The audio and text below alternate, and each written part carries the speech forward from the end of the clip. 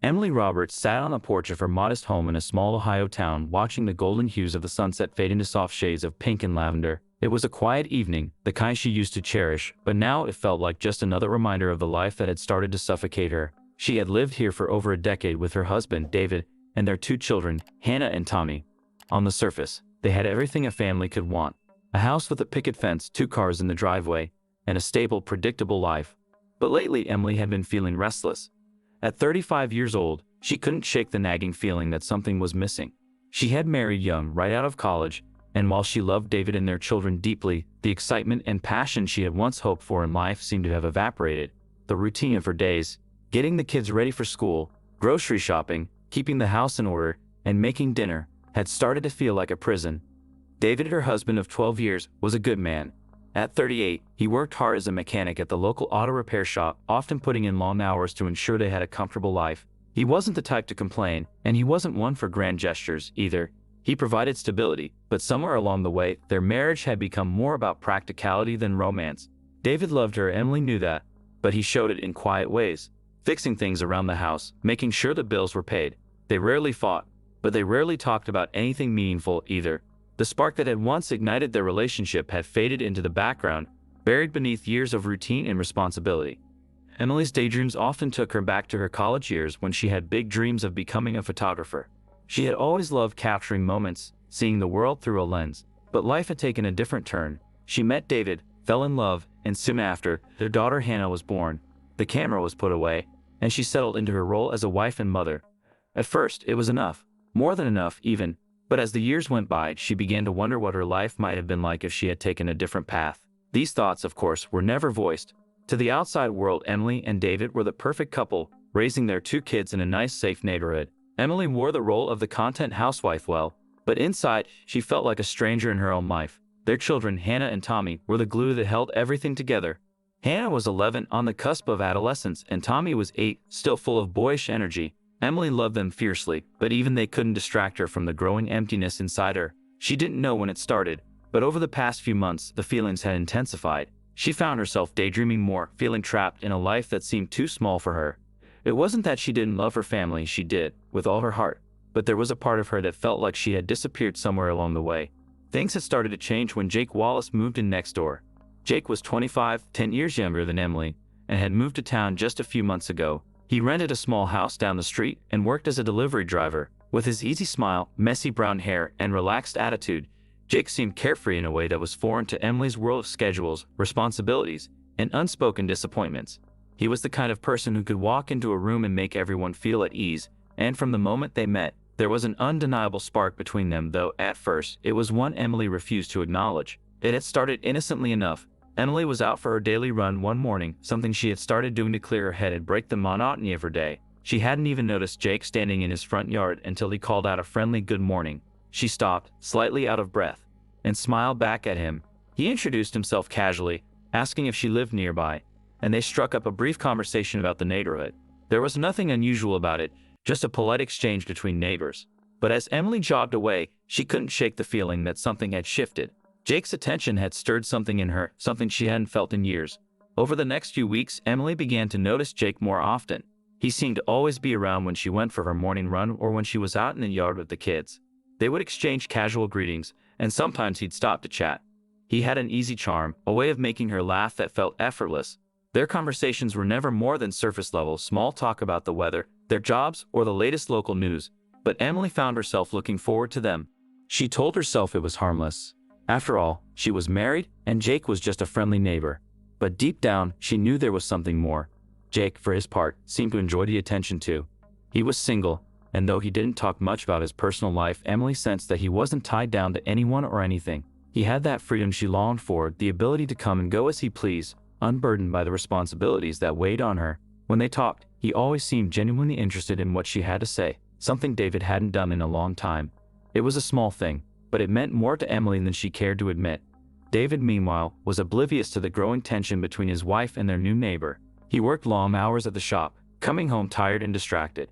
He would sit in front of the TV with a beer, occasionally asking about her day but never pressing for details. Emily knew he was a good man. He worked hard for their family, and he wasn't unkind. But that was part of the problem. He was too comfortable, too complacent. The passion they once had was gone, replaced by routine and duty. They still shared a bed, but they might as well have been strangers. Emily missed the intimacy, the connection they had when they were first married. She had tried to talk to David about it once, but he had brushed her concerns aside, telling her she was overthinking things. "We're fine," he had said. "Everything's fine." But Emily didn't feel fine. She felt invisible. Jake continued to be a bright spot in her days. Their conversations became longer, more personal. He started asking about her life, her interests, and her dreams. One day, she mentioned her love for photography, something she hadn't talked about in years. Jake's eyes lit up when she told him about the camera she had tucked away in the attic. He encouraged her to get it out, to start taking pictures again. "Life's too short to give up on the things that make you happy," he had said, his tone casual but his words lingering in her mind long after their conversation ended. That night, Emily went up to the attic and found her old camera. Dusty and worn from years of neglect, it still felt familiar in her hands. She brought it downstairs, cleaned it off, and placed it on the kitchen counter. David noticed but didn't say anything. He never asked about her interests anymore, never seemed curious about what she was thinking or feeling. Emily felt a pang of sadness as she realized how distant they had become. It wasn't that he didn't care, it was that he didn't know how to. Jake, on the other hand, seemed to understand her in a way David no longer did. He was interested, attentive, and encouraging. Emily knew it was dangerous to get too close to him, but she couldn't help herself. She told herself it was harmless, just a friendship, a distraction from the dullness of her everyday life. But deep down, she knew it was more than that. She started making excuses to see Jake more often, offering to help him with small tasks around his house or stopping by to drop off something she had baked. Their conversations became more flirtatious, the tension between them undeniable. Emily found herself thinking about Jake when she was with David, comparing the two men in ways that made her feel guilty but also excited. David was steady and predictable, the foundation of her life. But Jake was spontaneous, exciting, and new. He represented everything she felt she was missing, everything she had given up when she chose the path of stability and responsibility. As the weeks passed, Emily's feelings for Jake grew stronger, and she began to wonder if he felt the same way. He was always friendly and always attentive, but he never made any overt moves. It drove her crazy, not knowing if he saw her as just a neighbor or if there was something more. She started paying more attention to her appearance, wearing makeup on her morning runs and dressing in clothes that flattered her figure. She knew it was dangerous, knew she was playing with fire, but she couldn't stop herself. Then, one morning, the tension between them finally broke. Emily had been out for her usual run, and when she passed Jake's house, he called her over. He was leaning against his front porch, holding a cup of coffee, and smiled at her in that easy, charming way he always did. She walked over, trying to keep her breathing steady, and they started talking like they always did. But this time, there was something different in the air, something charged, electric. As they talked, their conversation became more personal, more intimate. Jake asked her if she was happy, really happy in her marriage. Emily hesitated, feeling a knot form in her stomach. She hadn't expected him to be so direct, but she couldn't lie. "I don't know," she admitted softly, her eyes downcast. Jake didn't say anything for a moment, just looked at her with an intensity that made her heart race. Then, he reached out and gently touched her arm. It was a simple gesture, but it sent a jolt of electricity through her. For a moment, time seemed to stop. Emily knew this was the point of no return, the moment when everything could change. She felt a rush of guilt, but also a thrill she hadn't felt in years. The first time Emily and Jake crossed the line, it had been a whirlwind of emotions, excitement, fear, and an intoxicating sense of freedom. The kiss on Jake's porch had ignited something in her, something she hadn't felt in years. From that moment on, there was no turning back. What had started as innocent flirtation became something much darker, much more complicated. They both knew it was wrong, but neither could resist the pull. Emily felt alive again, like a part of her that had been dormant for years had been suddenly reawakened. Jake, for his part, seemed equally taken by her, though he was more carefree about the whole affair. He wasn't tied down. After all, Emily was the one who had something to lose. Her marriage, her family, her entire life. At first, they were careful.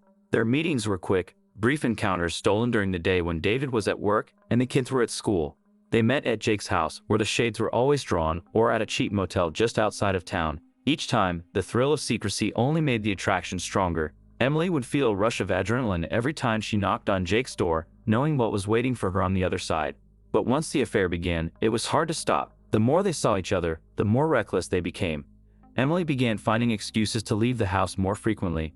Errands that took longer than they should, trips to the grocery store, and lunches with friends that never happened.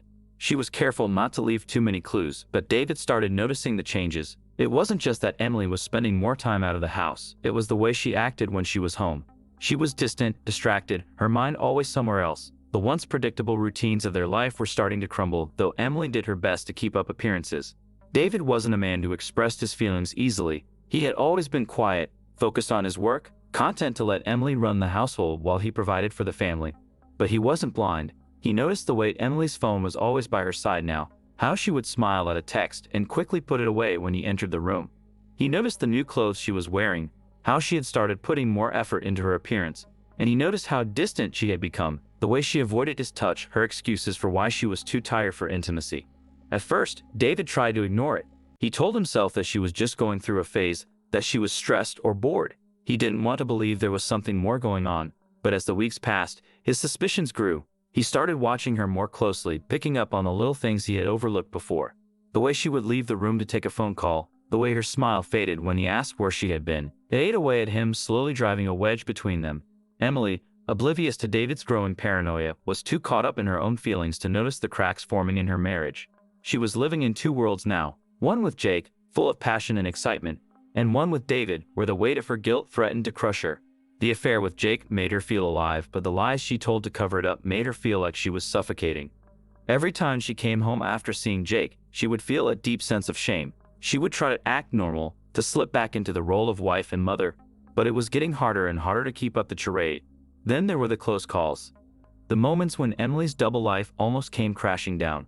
One afternoon, she had planned to meet Jake at the motel just after lunch. She had told David she was going out with a friend, a lie that had become all too easy to tell.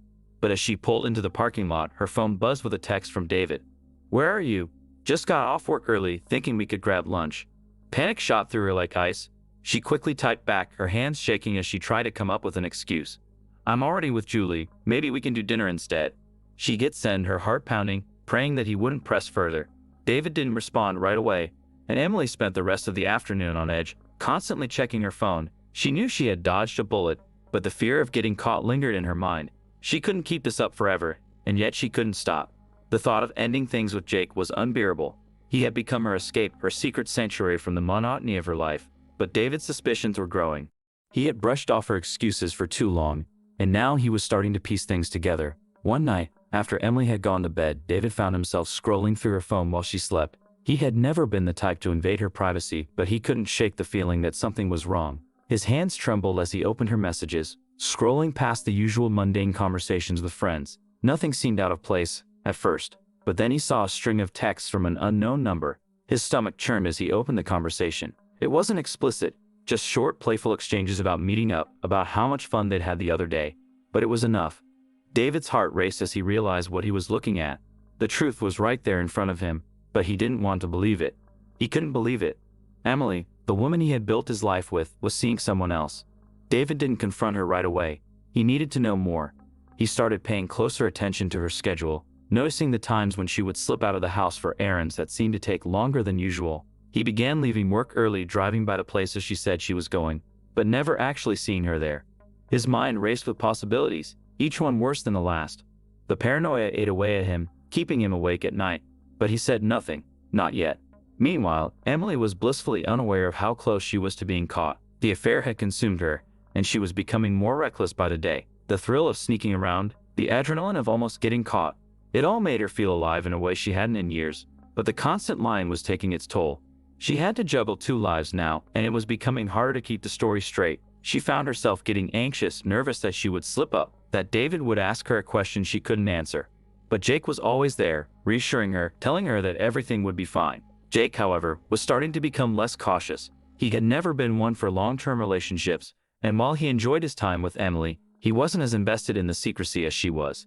He started suggesting they go out more, maybe grab a drink in town or spend the day together somewhere public. Emily always shut him down, terrified that someone would see them. But Jake didn't seem to understand the risks. He wasn't the one who had a family to protect. One afternoon, they had planned another rendezvous at the motel. Emily had told David she was going shopping with a friend, but as she pulled into the parking lot, her stomach dropped.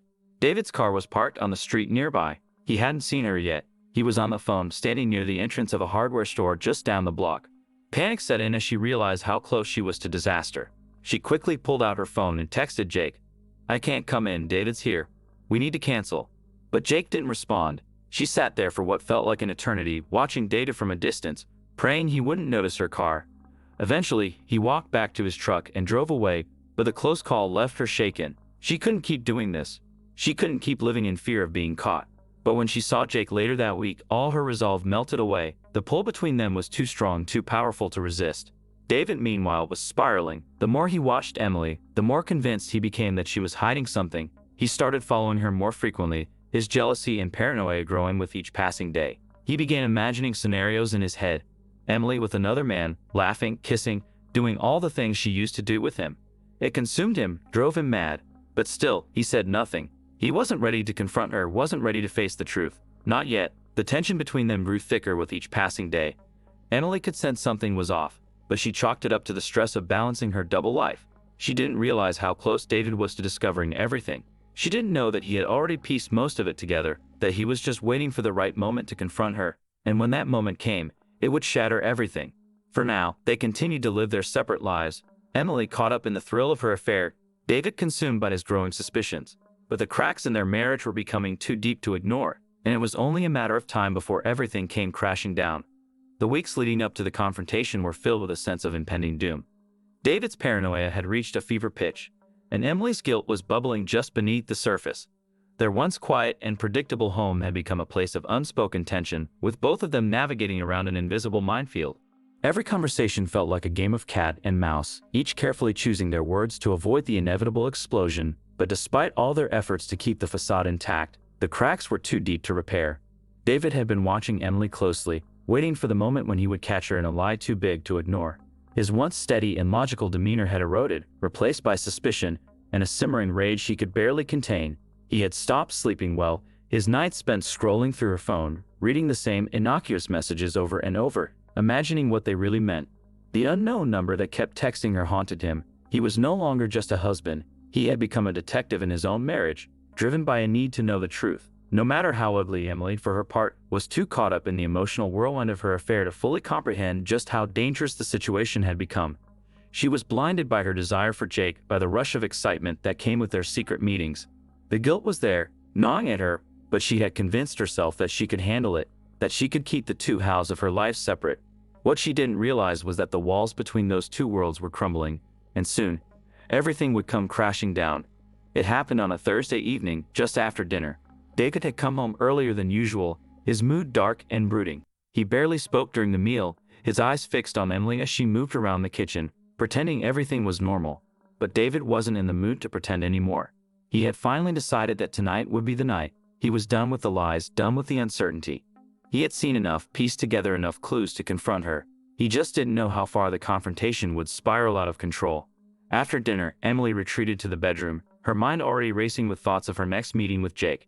She had promised him she would find a way to see him the following day, and the excitement of that promise kept her going despite the growing tension at home. She could feel David's eyes on her, sense his frustration, but she wasn't ready to face whatever it was he was thinking.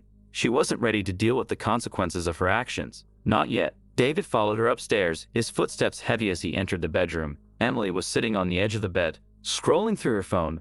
But as soon as he walked in, she quickly put it down, her heart skipping a beat. She could feel a shift in the air, the unspoken tension between them thick and suffocating. "Who is he?" David's voice was low, barely a whisper, but it cut through the silence like a knife. Emily froze, her heart pounding in her chest. For a moment she considered lying, considered denying everything, but something in David's eyes told her it was too late for that. He already knew. She could see it in the way he looked at her, the way his hands were clenched into fists at his sides. There was no point in pretending anymore. "I don't know what you're talking about," she said, her voice trembling. But even as the words left her mouth, she knew how hollow they sounded. David let out a bitter laugh, shaking his head. "Don't do that, Emily. Don't insult me with more lies." He took a step closer, and Emily could feel the heat of his anger radiating off him. She stood up, backing away instinctively, her pulse racing. "David, just tell me the truth," he shouted, his voice rising to a pitch she had never heard before. How long have you been sneaking around behind my back?" Emily's heart raced. The walls felt like they were closing in on her, the weight of her lies finally crashing down. She had no idea how to respond, how to calm him down. Her mind was spinning, her throat tight. "David, please." But David wasn't listening anymore. The fury that had been simmering inside him for weeks had finally reached its boiling point. He grabbed her arm, his grip tight, his face inches from hers. "You think I'm stupid? You think I haven't noticed the way you've been acting? The phone calls, the texts, the lies? Do you think I haven't seen everything?" Emily's heart pounded in her chest. panic overtaking her. She had never seen him like this before, and it terrified her. "David, let go of me," she pleaded, her voice shaking, but he didn't let go. His grip tightened, and before Emily knew what was happening, they were both screaming at each other, years of resentment and anger spilling out in a torrent of accusations and denials. The tension that had been building for months, maybe even years, finally reached its breaking point, and in the heat of the moment, something inside David snapped.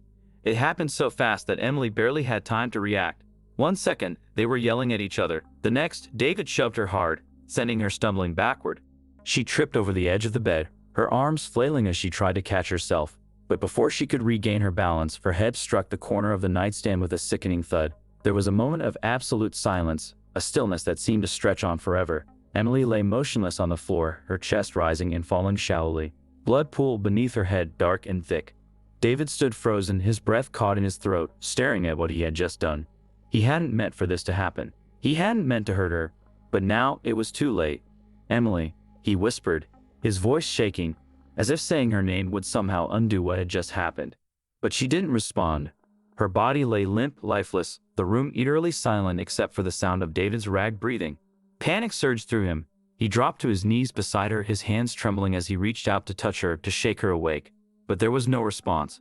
"Emily, please, wake up," he begged, his voice cracking with desperation. But deep down he knew it was useless. The blood pooling beneath her head told him everything he needed to know. She was gone. For a moment, he just knelt there, staring at her, his mind unable to process what had just happened. This wasn't supposed to happen. He hadn't meant to kill her. But as the reality of the situation began to sink in, so did the terror. He had just killed his wife. David's mind raced as he tried to figure out what to do. He could call the police, tell them it was an accident, but who would believe him? He had no proof, no way to explain why they had been fighting, why his wife was lying dead on the floor. The anger in his voice, the desperation in his actions, it all pointed to one thing: guilt. The thought of going to prison, of losing everything, sent a cold wave of fear through him. He couldn't go to jail. He couldn't let his life end like this. There had to be another way. He had to hide what he had done. Without thinking, David sprang into action. He grabbed a towel from the bathroom, trying to staunch the blood seeping from Emily's head, but it was pointless. The pool of blood on the floor was growing, soaking into the carpet, a grim reminder of the irreversible nature of his crime. He couldn't clean this up, couldn't make it disappear. But maybe, just maybe, he could cover it up. He grabbed her body, his hands shaking as he lifted her onto the bed. She felt heavy, her limbs limp and cold. For a moment, he just stood there, staring down at her, trying to think, trying to plan. But his mind was blank. He had no idea what he was doing, no idea how to fix this. He thought about calling Jake, about framing him for the crime. After all, it was because of Jake that this had all started in the first place. But that idea quickly vanished. David knew he wasn't a killer, and framing someone else would only delay the inevitable. Eventually, the truth would come out.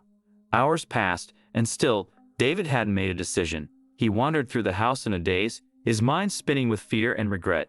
In the end, there was no escape. The neighbors had heard the yelling, had seen the police cars pull up the next morning. It was over before it had even started. David was arrested that morning. The crime scene was easy to piece together. Emily's blood on the floor, the signs of a violent struggle, and David's confession, whispered through tears, sealed his fate. The investigation was quick, the motive clear. The affair had been the catalyst, but it was David's uncontrollable rage that had ended his wife's life. The trial was merciless. David pleaded guilty to involuntary manslaughter, hoping for some leniency, but the judge wasn't in the mood for mercy. The evidence was damning, and David was sentenced to 20 years in prison. As he was led away in handcuffs, the weight of his actions finally crashed down on him. The life he had once known was gone forever, destroyed in a moment of uncontrolled anger. Everything he had built with Emily, the home they shared, their memories, and their future, reduced to ashes by a single act of violence. In prison, David had nothing but time to reflect on his choices, the slow unraveling of his life that had led to that fateful night. He replayed the events in his mind, over and over, trying to make sense of how things had spiraled so far out of control. The affair, the lies, the paranoia, it had all felt like a storm he couldn't escape. But in the end, it wasn't the affair itself that had destroyed everything. It was his own inability to cope with the betrayal, his own unchecked rage that had taken the life of the woman he had once loved. Jake, too, was left reeling in the aftermath of the tragedy. The news of Emily's death hit him like a freight train. He hadn't known the full extent of the tension in her marriage, hadn't realized just how dangerous the situation had become. Guilt consumed him, though he wasn't directly responsible for her death. His involvement in Emily's life, however brief, had been the spark that ignited the final explosion. He moved away shortly after the trial, Unable to face the memories of what had happened, Emily's death was a shockwave that rippled through the small community where she and David had lived. Neighbors whispered about the quiet couple who had seemed so normal, so ordinary. But as the details of the affair and the crime came to light, it became clear that their perfect facade had been hiding deep fractures. People wondered how long the cracks had been there, how long Emily and David had been living in denial, pretending that their life together was still intact. The house where it all happened remained empty for a long time, a haunting reminder of the violence that had unfolded there. No one wanted to live in a place where so much pain and heartbreak had occurred. Eventually, the house was sold to a new family, one unaware of its dark history, but for those who knew, it would forever be a symbol of the tragedy that had torn two lives apart. Years later, David's story was forgotten by most, replaced by new scandals and dramas in the ever-changing landscape of suburban life. But for those involved, for the people who had been closest to Emily and David, the scars never fully healed. The what-ifs and could-have-beens lingered in their minds, a constant reminder of how quickly life could be shattered by a single, reckless moment. David, now older, graying, and worn down by the years in prison, had come to accept his fate. He had stopped blaming Jake, stopped blaming Emily, and had finally turned the blame inward. He knew that the choices he made that night were his alone. In his cell, he spent his days in silence, reflecting on the family he had lost, on the life that could never be rebuilt. Regret was his constant companion, a weight that would follow him until his final days. There were no happy endings in this story, no redemption or second chances, just the cold, hard reality of actions and consequences. The truth was that the affair had been a symptom of something much deeper. Emily's dissatisfaction, David's inability to communicate, the cracks in their relationship that neither of them had been willing to address until it was too late. And in the end, it wasn't the affair itself that destroyed them, it was the unspoken resentments, the buried emotions, and the lies they told themselves about who they were and what their life had become. As the years passed, Emily's memory faded for most, but not for David. He thought about her every day, about the love they had shared and the anger that had consumed him. He thought about the moment he lost control, the moment his world came crashing down, and he knew as he sat in his prison cell that there was no going back. He would spend the rest of his life haunted by the ghost of the woman he had loved and the terrible mistake that had taken her away forever.